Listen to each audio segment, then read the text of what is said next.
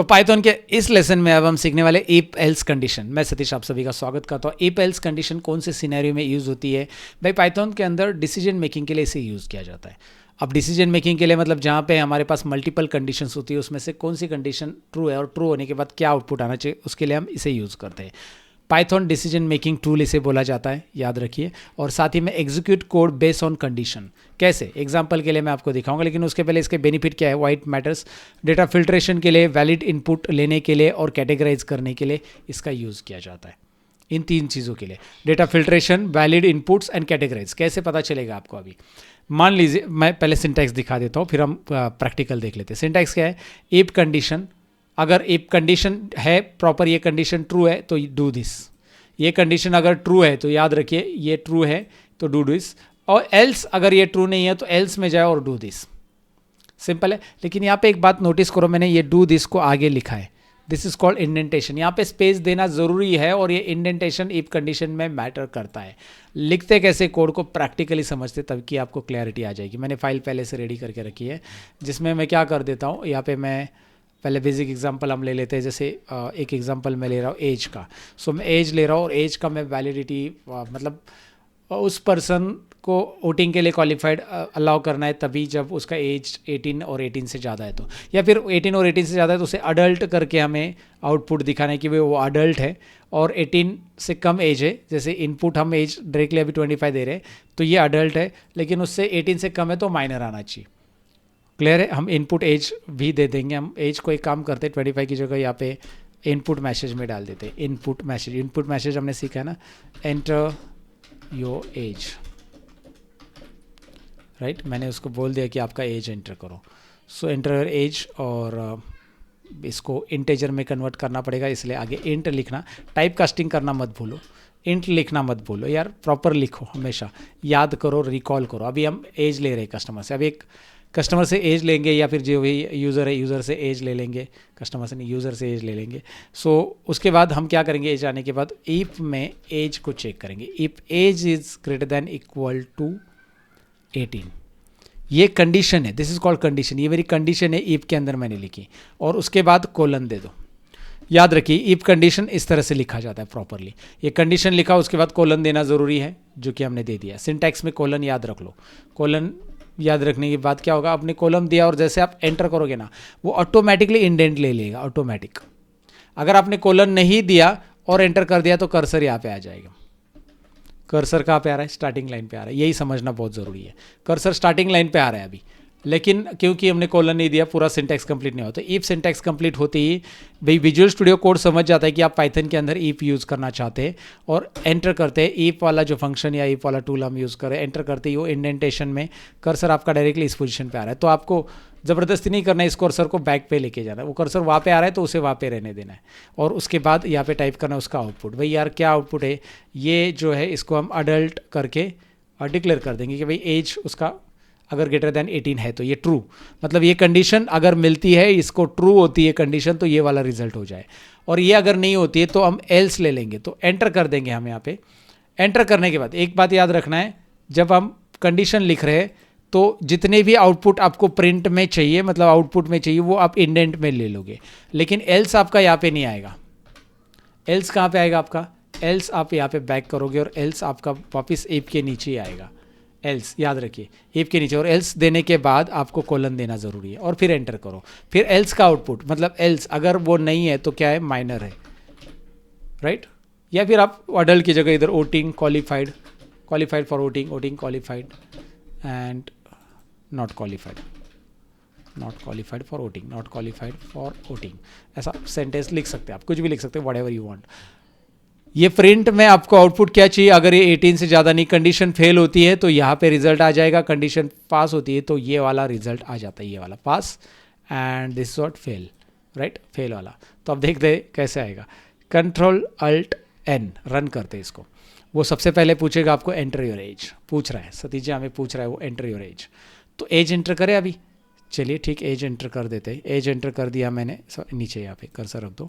As enter कर दिया मैंने, अब वो 18 करता हूँ मैं, 35 कर दिया सपोज, एंटर कर दिया। वोटिंग के लिए क्वालिफाइड है, लिख के आ रहा है वोटिंग क्वालिफाइड। फिर से मैं Ctrl+Alt+N करता हूँ, प्रोग्राम को रन करता हूँ, और मैं एंटर करता हूँ 17, नॉट क्वालिफाइड फॉर वोटिंग, मतलब हमारा इफ कंडीशन प्रॉपर लिखा है। तो इफ कंडीशन का सिंटैक्स अच्छे से समझ लो। इफ स्टार्टिंग से होगा, एल स्टार्टिंग से होगा, जो आउटपुट आएगा वो इंडेंटेशन पे आ जाएगा। दोनों के एंडिंग में यहाँ पे कोलन देना ज़रूरी है। कंडीशन इफ में आएगी, एल्स में बस आप इस तरह से रिजल्ट लिखोगे। Got it. एक बार पूरा का पूरा अच्छे से देख लो। अगर आप पेन और पेपर लेके बैठे हो तो लिख लो, नोट्स बना रहे हो अपना, तो इफ कंडीशन आपने सीख लिया। अगर ये आपने आउटपुट रन करके देख लिया तो मतलब बेसिक लेवल पे स्टार्टिंग तो आपने इफ कंडीशन का कर लिया। अब अलग अलग एग्जाम्पल हम इफ कंडीशन के बेसिस पे देखने वाले। I have already added some example so that हमारा टाइपिंग में टाइम वेस्ट ना हो, तो इसीलिए क्विकली एग्जाम्पल्स एक एक करके गो थ्रू करते हैं हम लोग। तो मैंने क्या किया, डिस्काउंट चेकर, तो यहाँ पे मैंने अमाउंट रखा है एक डायरेक्टली 1500।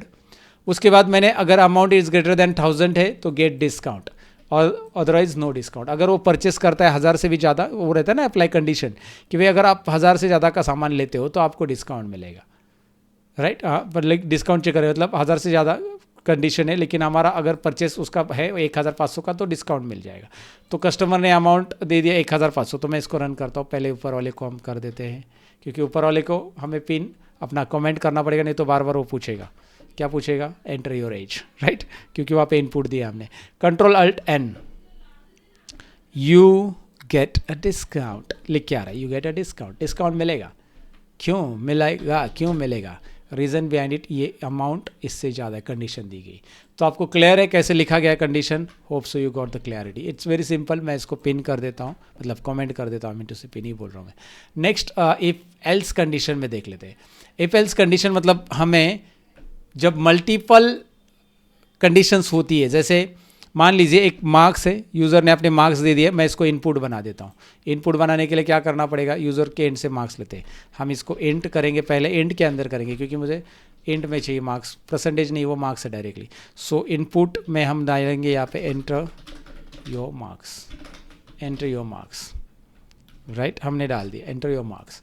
सो इनपुट से लिया मार्क्स, अगर जो भी मार्क्स इनपुट हो रहा है यहाँ पे वो अगर 90 से ज़्यादा है तो उसको ए ग्रेड, राइट। अब देखिए ये है मल्टीपल कंडीशंस, मतलब नेस्टिंग का, इफ के अंदर इफ के अंदर इफ।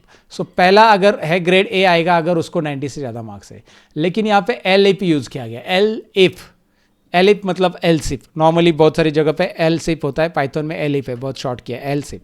मतलब वी आर अगर ये 90 से नहीं, क्योंकि हमारी कंडीशन है 90 से नहीं तो 75 से रहेगा, तो उसको बी ग्रेड। हमारे पास ए और बी ग्रेड नहीं है। जब हमारे पास ज़्यादा आंसर होते, ज़्यादा ऑप्शंस होते, ए है, बी है, सी है, फेल है, तो ज़्यादा ऑप्शन जब होते तो हमें एल इफ यूज़ करना पड़ता है हर बार। जब आपको जब तक लास्ट ऑप्शन नहीं आता, और लास्ट ऑप्शन रहेगा तब आप एल्स यूज़ करोगे। तो जैसे हमने यहाँ पे 2 ही ऑप्शन थे, तो हमने क्या किया, ऊपर दिया इफ और नीचे एल्स दे दिया। लेकिन यहाँ पे था कि वी आर 90 से ज़्यादा है तो ए ग्रेड बराबर है, 75 से ज़्यादा है तो बी ग्रेड, देन 50 से ज़्यादा है तो सी ग्रेड, और 50 से कम है तो फेल, राइट। ये 50 से हम 35 कर देते इसको, हमारे मार्क्स 35 से नीचे वाले फेल होते, राइट, 35 से नीचे वाले, इसको हम कर देते 60 अब वालों के लिए हमारे इधर ग्रेड रहता है बी, या जो भी है आप और भी ग्रेड ऐड कर सकते हैं। तो ये कंडीशन क्या आपको अलाउ करेगा, मैं मार्क्स इनपुट करके दिखाता हूँ आपको। कंट्रोल एन, यहाँ पे एंटर योर मार्क्स, मार्क्स मिले 65, एंटर, ग्रेड बी, भाई 65 ग्रेड बी, क्योंकि 60 अब वालों को ग्रेड बी है। कंट्रोल अल्ट एन, मार्क्स 91 मिला, यहाँ पे एंटर करना है 91, enter, grade A. Control alt N, marks मिले 25 मिले फेल, यहाँ पे आप देख सकते हैं फेल आ चुका है। मतलब वो मार्क्स उस रेंज में हैं, तो उस रेंज में है, उस कंडीशन को वो अप्लाई कर देगा। भाई यार ये तो 35 के ऊपर वाले ही जो सी ग्रेड है, तो उसी के नीचे वाले तो भाई फेल में ही ना आएंगे ना। तो ऐसा ये कंडीशन सिंपली आपको एल इफ का अप्लाई कर लेना है। सो आई एडेड अनदर एग्जांपल, जिससे आपको पता चला कि यार मल्टीपल कंडीशंस के लिए क्या कर सकते हैं हम। एक और एग्जांपल मैं आपको यहाँ पे दिखाना चाहूँगा, थोड़ा सा प्रैक्टिकली और अच्छे से कर लेंगे तो समझ में आएगा। हमने सेल्स दिया है 65,000 और हम देंगे यहाँ पे कंडीशन, हम यहाँ पे कंडीशन दे रहे हैं सेल्स परफॉर्मेंस का। तो अगर वो 1 लाख के ऊपर का सेल करता है वो सेल्स एग्जीक्यूटिव, तो हाई परफॉर्मेंस उसका है। देन अगर वो 50,000 और 1 लाख के बीच में करता है तो वो मीडियम परफॉर्मर है, और नहीं तो लो परफॉर्मर है। तो अगर हम यहाँ पे कंट्रोल अल्ट एन करेंगे तो ये कौन सा आपको दिखा, ये मार्क्स वाला कमेंट कर दो पहले, 1 minute, let me go ahead and make this comment, okay. अब यहाँ पे मार्क्स कुछ तो एंटर करो और आगे बढ़ो, CLS करो, क्लियर। अब यहाँ पे इसको रन करना है तो कंट्रोल अल्ट एन करेंगे, यही रन होगा। अब देखोगे मीडियम परफॉर्मर, क्यों ये मीडियम परफॉर्मर दे रहा है, क्योंकि इसका जो सेल्स है वो 65,000 डाला गया। Got it. तो इससे आपको आइडिया आ रहा है कि भाई इफ कंडीशन आप कितने अलग अलग लेवल पे यूज़ कर सकते हैं।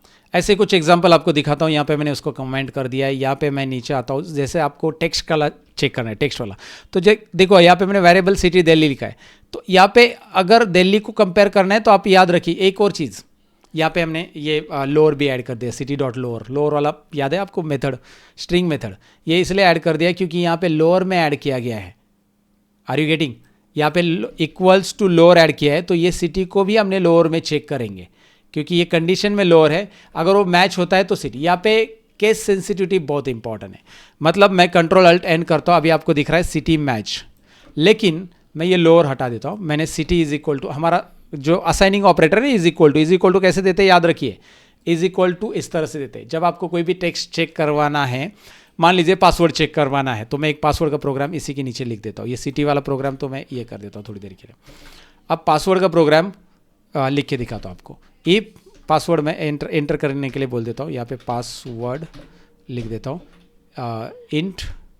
इंट में या टेक्स्ट, वो स्ट्रिंग में भी हो सकता है, सॉरी, तो उसको डायरेक्टली हम इनपुट ले लेते हैं। सो password can be string and number, दोनों भी हो सकता है mix. So enter your password, simple enter your password का एक प्रोग्राम मैं आपके सामने टाइप कर रहा हूँ, थोड़ा सा आपको क्लैरिटी आ जाएगी।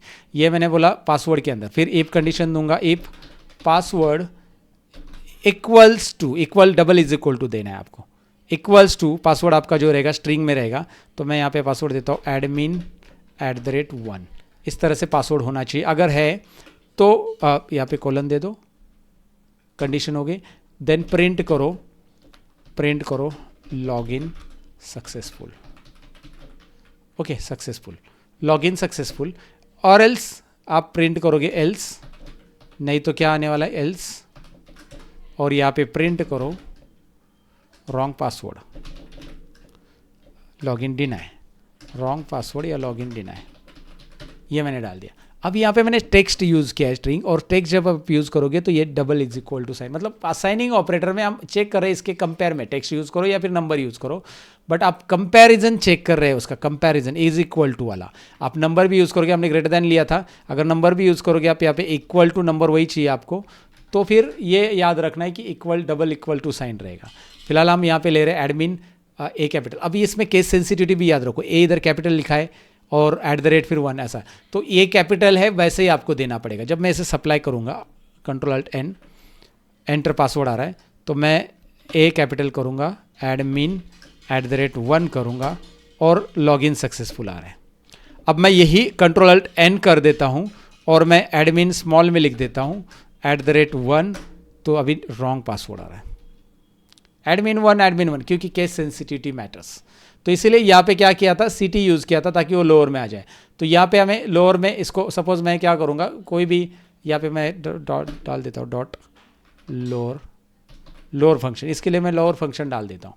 तो इससे क्या होगा कि अगर मैं लोअर में भी इंटर करूँगा, अभी लोअर ही लिया है, लोअर में ही इंटर करूँगा तो ये ले लेगा। आई थिंक ये वाला लोअर रहना चाहिए, हाँ हमारा पासवर्ड लोअर है।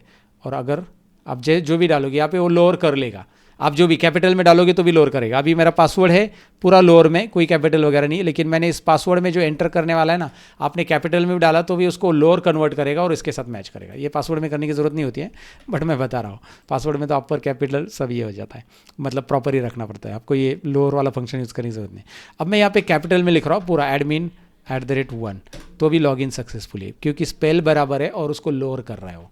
या ए कैपिटल भी लिखो तो भी वो लॉगिन सक्सेसफुल होगा क्योंकि उसको टर्न कर रहा है, इसको पहले वो कन्वर्ट कर रहा है हमारी स्ट्रिंग मेथड से लोअर में।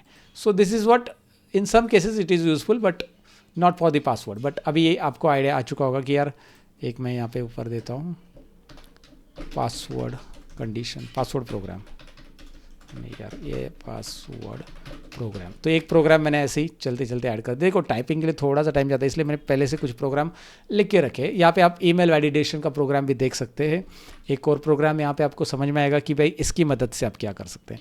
इसकी मदद से आप वैलिडेशन लगा सकते हैं कि यार ये ईमेल वैलिड है या नहीं है, जिसमें @ मैं यहाँ पे चेक करूँगा इफ़ @in ईमेल। अब ये थोड़ा सा ट्रिकी है, इन वाला जो ऑपरेटर हमने यूज़ किया है, इसके लिए चेक किया है क्योंकि ईमेल के अंदर हम चेक करने वाले एंड भी यूज़ किया हमने, याद है, लॉजिकल ऑपरेटर वगैरह, एंड इन ईमेल। देखिए दो चीज़ें इसमें चेक किया गया है, एकदम सिंपल है। इफ कंडीशन ली, हमने ईमेल ऑलरेडी दिया एक, उसमें हमने देखा कि उसमें @ होना चाहिए। @ इन ईमेल पहले चेक किया, @ इन ईमेल, इन मतलब उसके अंदर है क्या, राइट। उसके बाद हमने इसे देखा है, ये याद है, इन हमने देखा है, हमने एंड भी देखा है, कुछ याद है ऑपरेटर्स में, राइट। सो हमने इन चेक किया, ये रहना चाहिए @ एंड साथ में रहना चाहिए डॉट भी रहना चाहिए, इसमें डॉट भी रहना चाहिए, डॉट इन ईमेल। तो ईमेल में अगर मैं डॉट हटा दूं, यहाँ से इस ईमेल से डॉट हटा दूं और Ctrl+Alt+N करूं तो आपको दिखाई देगा इनवैलिड ईमेल। दोनों भी चाहिए, इनवैलिड ईमेल आ रहा है आपको, CLS करता हूं मैं इसको, इनवैलिड ईमेल। अब क्या है, मैं इसका डॉट रख देता हूं, अब क्या आता है देखिए, वैलिड ईमेल। वैलिड ईमेल आ रहा है क्योंकि डॉट है और @ भी है, लेकिन मैंने अभी @ हटा दिया, डॉट रखा वैसे ही @ हटा दिया। अब मैं इसको Ctrl+Alt+N कर देता हूँ, इनवैलिड ईमेल, क्योंकि इसमें से @ हटाओ या फिर डॉट हटाओ, दोनों में से कुछ भी हटाओ, वो इनवैलिड ईमेल करके दे देगा। और ऐसे ही चेक होता है ईमेल, जब आप कोई वेबसाइट पे डालते हो और बोलते हैं ना इनवैलिड ईमेल, तो आप एक तो @ मिस हो चुके होंगे, डॉट मिस हो चुके होंगे, राइट। सो वो उसी से डिटेक्ट करता है कि भाई ये वैलिड है कि नहीं। बहुत सारे जगह पे तो कुछ वेबसाइट का भी रखते हैं, वो डोमेन नेम का भी ऐड कर देते हैं। So valid email and valid invalid email, but domain name का ऐड करने के लिए लिस्ट ऑफ डोमेन्स को सिलेक्ट करना, मतलब ऐड करना पड़ता है उनके लाइब्रेरी में। तो ये एक आपको मैंने आइडिया दे दिया कि भाई यार अगर आपको चेक करना है इन वाला ऑपरेटर्स और एंड वाला ऑपरेटर क्या करता है, एंड मतलब दोनों कंडीशन चेक होगी, और इन वाला ऑपरेटर इसमें @ चेक करेगा ईमेल में, इसमें डॉट चेक करेगा ईमेल में। हमने इन पहले यूज़ किया, इसके लिए आपको याद होगा कि यार इसका कैसे यूटिलाइज होता है। अगर आपका डेटा मिसिंग है, जैसे कि वैल्यू ब्लैंक है, so check the blank values, missing data found. ये देखिए अब ये क्या होगा, एक मिनट मुझे इसको तो कमेंट करने दो, ये हम लास्ट प्रोग्राम देखने वाले। अभी बोल रहा है मिसिंग डेटा फाउंड, क्योंकि यहाँ पे अगर वैल्यू ब्लैंक मिलती है, कहीं भी ब्लैंक मिलती है तो मिसिंग वैल्यू फाउंड। सो मिसिंग डेटा फाउंड आप देखोगे आ रहा है। अगर ये ब्लैंक नहीं होता है, कुछ डेटा है, तो यहाँ पे आप देखोगे डेटा अवेलेबल, क्योंकि इसमें कुछ डेटा है, कुछ लिखा गया है, सो डेटा अवेलेबल आएगा। अगर वो नहीं है तो कैसे होगा, ये दिखाई दे रहा है। सो इफ कंडीशन ऐसे अलग अलग तरीके से आप अप्लाई कर सकते हैं, that's the proper way to apply if condition. I hope you got it कि भाई इफ कंडीशन अलग अलग प्रोग्राम के जरिए मैंने एक्सप्लेन किया है। इन प्रोग्राम्स को मैंने प्रैक्टिस के लिए तो ऑलरेडी दे दिया है, एंड इसे आप प्रैक्टिस अच्छे से कर लो। So let's come back to our slide. ये प्रोग्राम में याद रखिए कि इंडेंटेशन इज़ वेरी इंपॉर्टेंट, जहाँ पे दोबारा मैं बता देता हूँ, indentation is very important. Then if elif कभी यूज़ होता है जब आपके पास ग्रेड सिस्टम है, ग्रेडिंग सिस्टम है, तो एलिफ हम यूज़ करते हैं। ये मैंने आपको समझा दिया क्योंकि मल्टीपल है, ग्रेडिंग सिस्टम है, तो डेटा रिलेटेड एग्जांपल वगैरह हमने देख लिए इस पे। So that's it about this if condition. I want you to practice on it. See you in the next lesson. Bye bye.